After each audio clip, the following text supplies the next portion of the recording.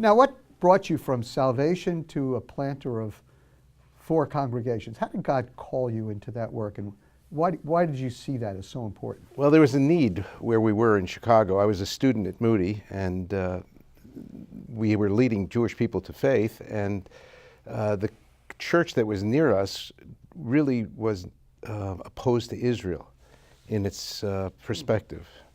And so, and there was another Messianic congregation that their theology was off.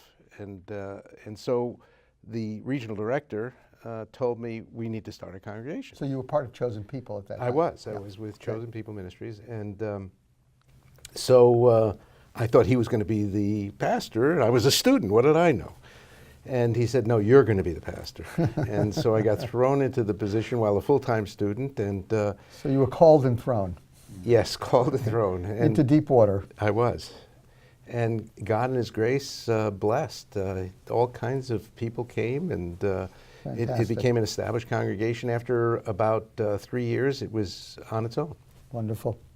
Steve, tell us a little bit about your congregation, just a little bit more about the history. When do you worship? What's your annual calendar like? And what kind of people attend the congregation? Just to give us a little background. We came back to New York at your behest, my wife and I, after leading congregations in New Mexico. We were in New Mexico for many years. We raised our kids out there. We were there almost 30 years. Oh. And in that time, I was most of the time I spent in churches. Sometimes in ministry, not always in ministry.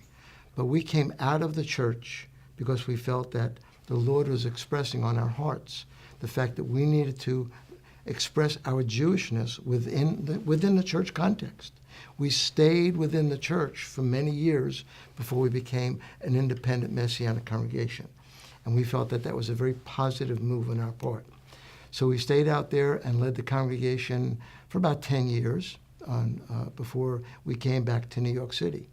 The reason we came back to New York City is because we believe this is the most Jewish city on the planet, well, outside of Israel. And we felt that it was extremely important for us to come here and to make a statement about our faith in Messiah in this city specifically, since we're from New York. My wife and I are both New York people, and we really felt that being here in New York was a fulfillment of dreams and prayers, and it came, we believe, at the right and appointed time.